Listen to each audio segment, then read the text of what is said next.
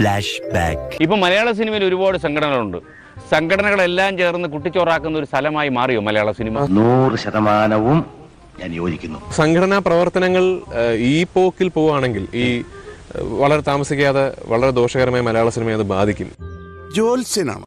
A few years later. വളരെ പ്രധാനപ്പെട്ട വാർത്ത, മോഹൻലാൽ അടക്കം എല്ലാവരും അമ്മ സംഘടനയിൽ നിന്നും ഔദ്യോഗിക പദവികളിൽ നിന്നും രാജിവെച്ചിരിക്കുകയാണ്. ഒരക്ഷരം പോലും തെറ്റിയില്ല. അമ്മയുടെ മെമ്പേഴ്സ് എല്ലാവരും ഏറിൽ നിൽക്കുകയാണ്. അമ്മ നേതൃത്വം അനാഥമാവുകയാണ്. അമ്മയുടെ അധ്യക്ഷ സ്ഥാനത്ത് നിന്നും നടൻ മോഹൻലാൽ രാജിവെച്ചിരിക്കുന്നു.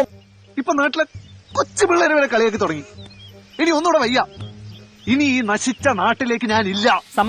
സമാനതകളില്ലാത്ത പ്രതിസന്ധികളിലൂടെ നീങ്ങുന്ന അമ്മ ഭരണസമിതി കടുത്ത പ്രതിരോധത്തിലായതോടുകൂടിയാണ് മോഹൻലാൽ ഉൾപ്പെടെ ഭരണസമിതി അംഗങ്ങൾ പൂർണ്ണമായും രാജിവെച്ച് ആദ്യം അല്പ അസൗകര്യം കാണും, പിന്നെ അത് ശീലമായിക്കോളും. ചരിത്രത്തിൽ ഇല്ലാത്ത രീതിയിലാണ് താരസംഘടനയിൽ പൊട്ടിത്തെറി ഉണ്ടായിരിക്കുന്നത്. എനിക്ക് അപ്പോഴേ തോന്നി എല്ലാം കത്തിച്ചാമ്പലാവുമെന്ന്. സംഘടനാ പ്രവർത്തനങ്ങൾ ഈ പോക്കിൽ പോവുകയാണെങ്കിൽ ഈ വളരെ താമസിക്കാതെ വളരെ ദോഷകരമായി മലയാള സിനിമയെ അത് ബാധിക്കും. അതിനെക്കുറിച്ച് ഞങ്ങൾ ഇലുമിനാറ്റിക്കാർ പറയാറില്ല. വലിയ പ്രതിസന്ധിയിലാണ് അമ്മ ഇപ്പോൾ മുന്നോട്ട് പോകുന്നത്.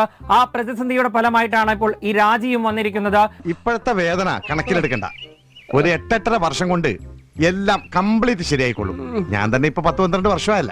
KG കമലേഷ്, ഇപ്പോഴുള്ള ഈ തീരുമാനം, ഈ രാജി ധാർമ്മികമാണോ അതോ മുങ്ങലാണോ? അങ്ങനെ പേടിച്ചു പോകുന്നവനൊന്നും അല്ല ഞാൻ.